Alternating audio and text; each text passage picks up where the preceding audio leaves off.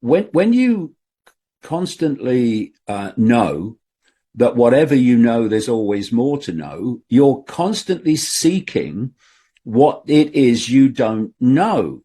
What I've seen with so much of the alternative media, especially a lot of mainstreamers who've come in since COVID, is you get so far and you go from your little myopic prison, seeing the world in a certain way, and you go, there's a conspiracy going on, and it's political, and it's corporate, and it's banking.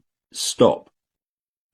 And that's where so much of the alternative media is. It's become an eddy going round and round while the river of knowledge flows past it. And when you are constantly saying, with some humility, whatever I know, there's more to know, you're constantly seeking what it is you don't know. And the synchronicity of my life also has driven me deeper and deeper in the rabbit hole.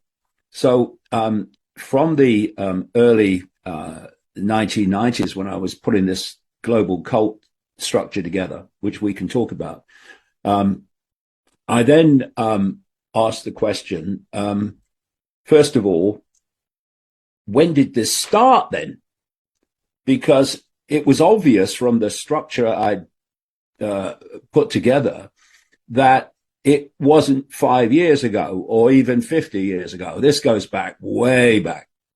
So you start charting it back, and you get pretty comfortably back to ancient Rome and Egypt and Babylon and Sumer and all these Middle Eastern regions from which the major religions came out of.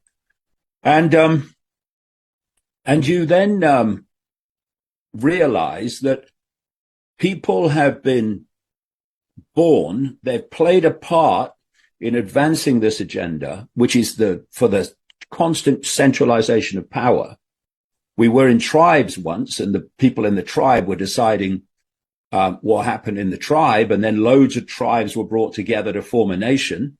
Now a few people at the center of the nation are dictating to all the former tribes, and now we've got the European Union and these other groupings of countries whereby a tiny few people at the center are now dictating to whole vast regions of the world. And so this centralization of power has gone on and on. But people were being born, they were playing a part in advancing this agenda within this cult.